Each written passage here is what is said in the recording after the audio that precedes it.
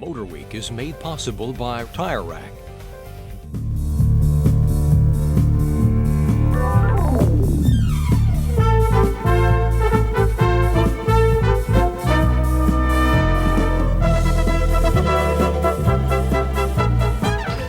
When most of us think electric car, we think of golf carts.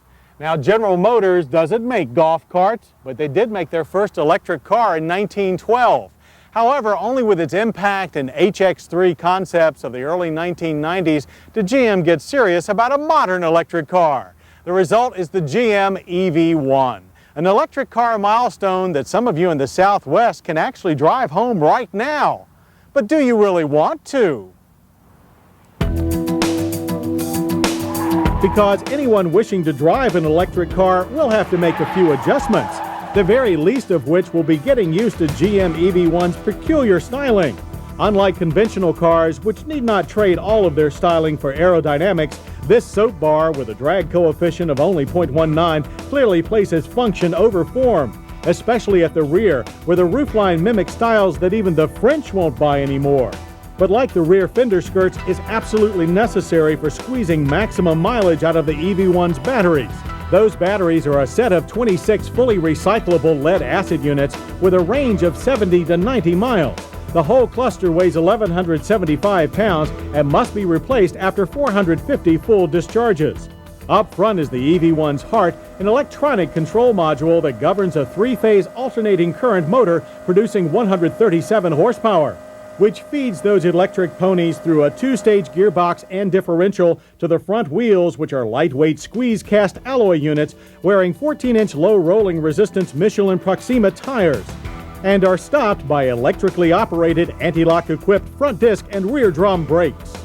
Inside the EV1 is a spacious two-seat cabin with a dash that's clearly GM, but with an oddly positioned center gauge cluster that displays speed and battery life. It carries manual seats only. They're lighter than electric ones, but does offer familiar features like power windows, a CD player, and air conditioning. Storage space inside the cabin consists of little more than a small space behind the seat and coat hooks, but the 9.7 cubic foot trunk equals that of many current compacts and holds a small convenience recharger that will juice up your EV1 in about 15 hours. Larger home systems will do the job in a much more practical 3 hours. All require little more than plugging an inductive recharging paddle into a port in the EV1's nose, and it's safe to use in any weather. But the driving's the thing, and we did finally get to drive the EV1, but only after punching in the correct ignition code. There are no keys required, and discovered that this 1,800-pound car is quick as well as quiet. You almost bolt from 0 to 60 in 8.9 seconds. Handling was not quite as impressive, but still competent. Its double wishbone front and beam axle rear suspension design delivered a soft economy car feel despite being built of lightweight aluminum and composites. But the important point is the EV1 drives like a real car, not a glorified golf cart.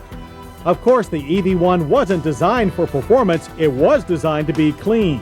But if you want one, here's the biggest adjustment of all. You have to lease it from one of 26 select Saturn dealers in Southern California or Arizona. GM will not sell you one. The lease price is $33,995 before local and federal environmental credits. Depending on location, monthly payments will vary between $480 and $640. That includes all service, including battery replacement.